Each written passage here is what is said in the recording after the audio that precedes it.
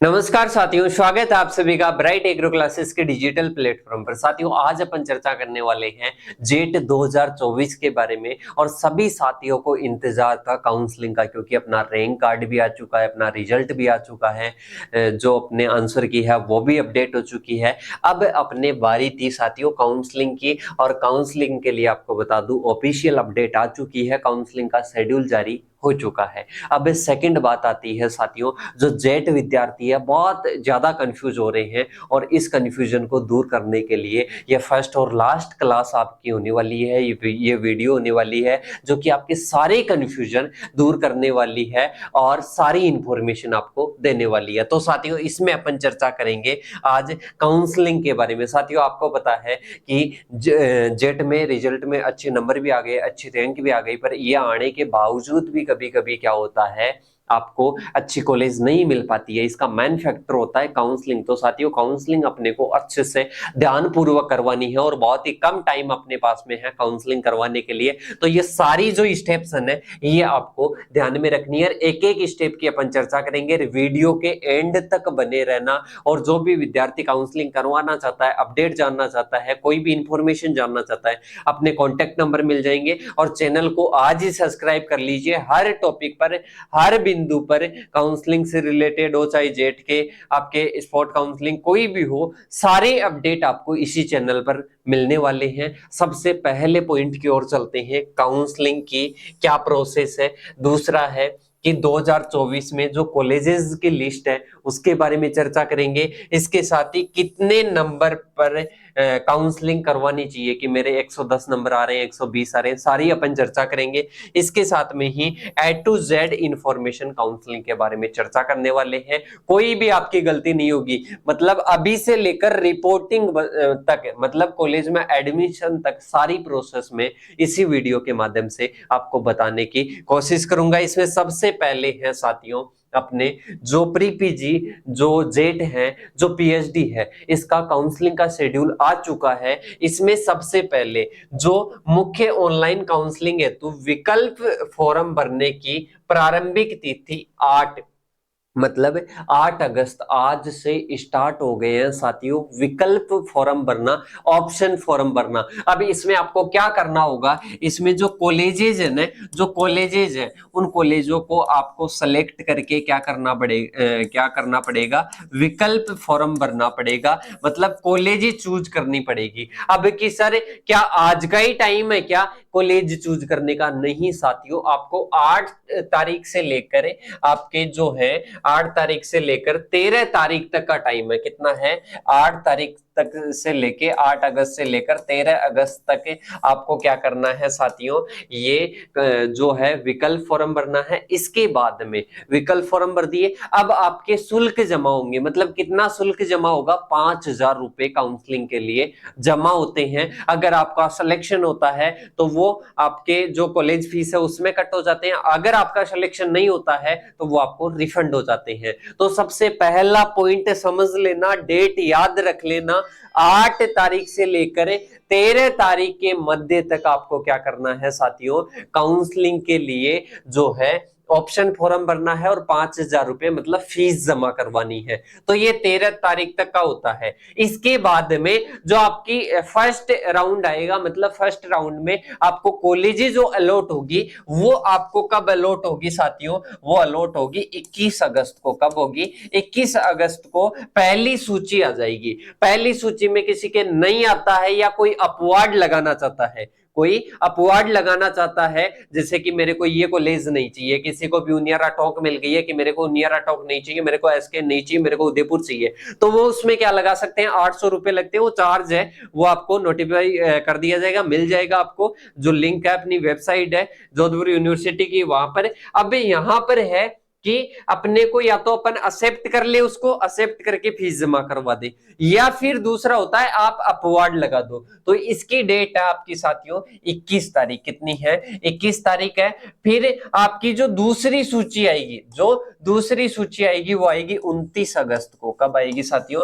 29 अगस्त को आएगी। और इसके साथ में ही अपने हैं जो 29 अगस्त को अपने को क्या करनी है, या तो एक्सेप्ट करनी है, या क्या लगा देना है, अपवार्ड लगा देना लेना है। इसके बाद में अपनी थर्ड सूची है वो आएगी साथियों 4 अगस्त को। कब आएगी?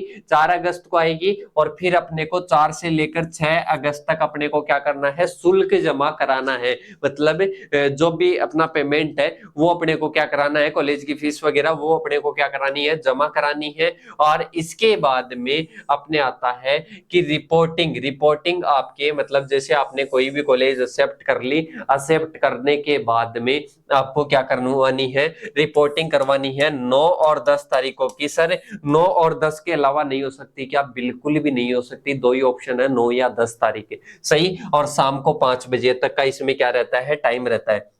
अब इसमें है कि सर हमारे को फिर जो है स्पोर्ट काउंसलिंग में कॉलेज जो मिलती है वो कैसे मिलेगी? तो साथियों स्पोर्ट काउंसलिंग का जो भी शेड्यूल है ये बाद में जारी किया जाएगा, अभी जारी किया गया नहीं है।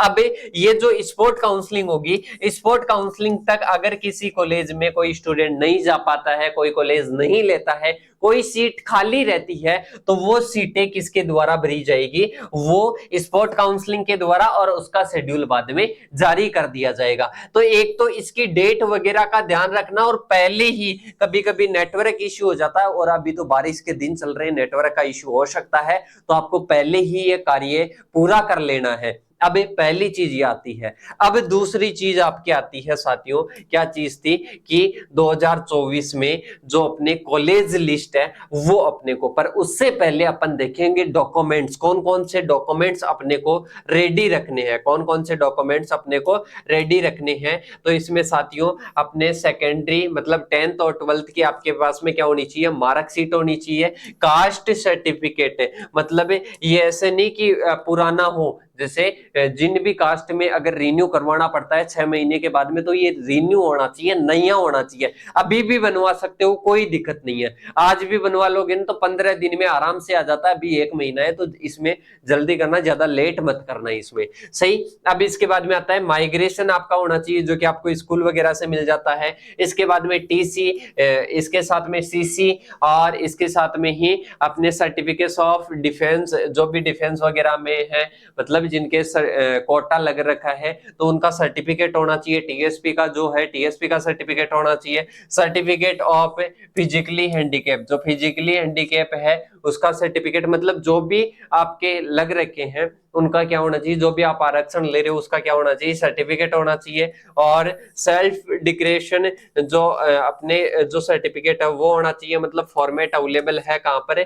जेट 2024 के पोर्टल पर। इसके बाद में गैप सर्टिफिकेट, अगर आपके ऐसे मान लो कि अब जेट कोई 12th के साथ में है, 12th के साथ में है, तो उसको गैप सर्टिफिकेट की जरूरत नहीं है। अगर उन्होंने 1 ईयर की तैयारी की है तो क्या चाहिए? गैप सर्टिफिकेट चाहिए। नेक्स्ट आता है डोमिकल सर्टिफिकेट, मतलब मूल निवास, आधार कार्ड, अंडरटेकिंग या रैगिंग जो कि कॉलेज में बन जाता है आपका ज्यादातर। इसके बाद में है पासपोर्ट साइज, आपके पास में फोटो होनी चाहिए। लगभग ऐसे मान लो कि 20 फोटो आप निकलवा के रखो, लगभग अपने कॉलेज में लगेगी 8 से 10 फोटो लगेगी। इसके बाद में सीट अलॉटमेंट लेटर, जो सीट अलॉटमेंट होते ही एक लेटर आपको प्राप्त होगा कि ये कॉलेज आपको अलॉट हुई है, आपने एक्सेप्ट कर ली है। सही। तो उसका जो अलॉटमेंट लेटर है उसकी फोटोकॉपी आपको तैयार करनी है। और इसके साथ में admit card, score card, income certificate और application form filled by candidate. तो साथियों एप्लीकेशन फॉर्म आता है, इसका जो रिपोर्टिंग के टाइम लेकर जाओगे तो एप्लीकेशन फॉर्म आता है, वो आपको चाहिए। तो साथियों इसके आपके कितने सेट तैयार करने हैं? 4 सेट आपको तैयार करने हैं। कितने? 4।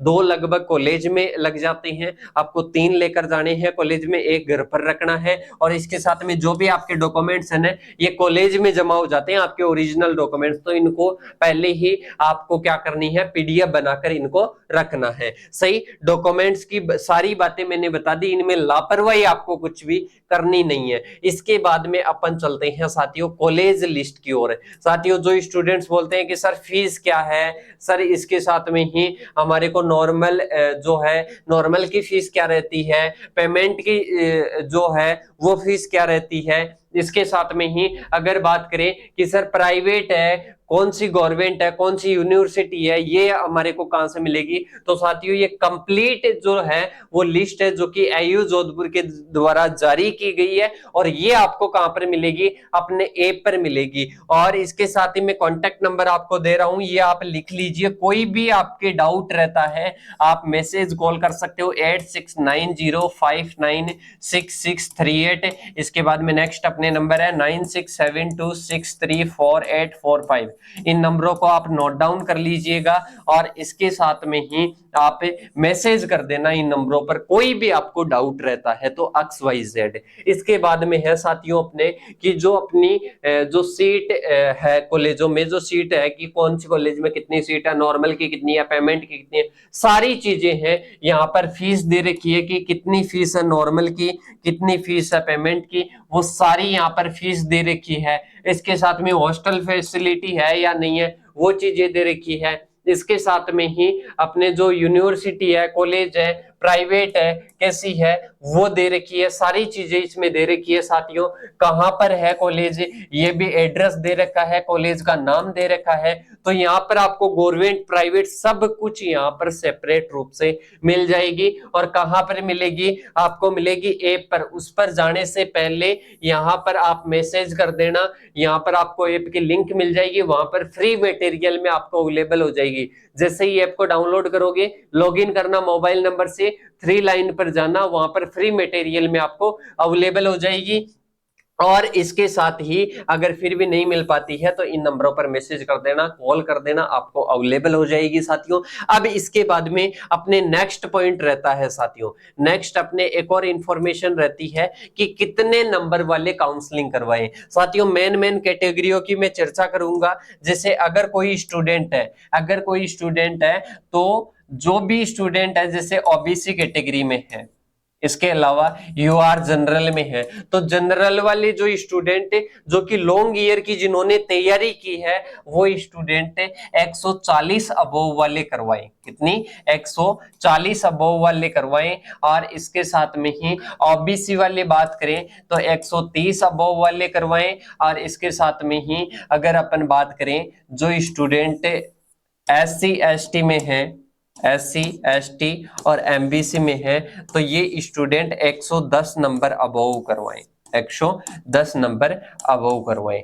110 नंबर अबोव वाले जो स्टूडेंट है वो क्या करवा सकते हैं, काउंसलिंग करवा सकते हैं। और फिर भी अगर आपको कोई भी डाउट है कि सर हम काउंसलिंग करवाएं कि नहीं करवाएं, क्योंकि आपको पता है किसी के डिफेंस कोटा लग रखा है, किसी के क्या है, तो वो सभी TSP वाले वो सभी इन नंबरों पर अपना स्कोर कार्ड भेज देना, आपको आइडिया आ जाएगा कि न्यू गवर्नमेंट आपको मिल सकती है कि नहीं मिल सकती है। ये काउंसलिंग मैंने आपको क्राइटेरिया बताया गवर्नमेंट कॉलेज का, नहीं गवर्नमेंट कॉलेज तक है, प्राइवेट का मैंने नहीं बताया। जो प्राइवेट लेना चाहता है वो कम नंबर वाले भी आसानी से भर सकते हैं। और साथियों इन सभी पॉइंट्स में से सारे जवाब आपको मिल गए। इन नंबरों को आप सेव कर लो और मैसेज कर देना, कोई भी डाउट रहता है। सभी क्वेश्चंस की अपन ने चर्चा कर ली। काउंसलिंग में कोई भी दिक्कत आती है, कॉन्टैक्ट नंबर आपके साथ में दिए हुए हैं, डिस्क्रिप्शन में आप जाकर चेक कर सकते हो। और कोई भी डाउट आता है आप हमारे को मैसेज कर सकते हो। हमारी ब्राइट एग्रो क्लासेस की टीम के साथ में जुड़कर आप अपनी काउंसलिंग करवा सकते हो, बिल्कुल फ्री ऑफ कॉस्ट। बहुत सारे आपको मिलेंगे जो कि हजार रुपए में पेड काउंसलिंग पर। साथियों आपको ऐसा नहीं करना है, आपको फ्री ऑफ कॉस्ट काउंसलिंग करवाई जाएगी, सारी इंफॉर्मेशन आपको दी जाएगी। साथियों अगर आपको इंफॉर्मेशन अच्छी लगी हो तो अपने सभी साथियों को आप शेयर करना। अब अपन मिलेंगे नेक्स्ट टॉपिक के साथ में और एक्सप्लेनेशन के साथ में, तब तक के लिए जय हिंद जय भारत साथियों।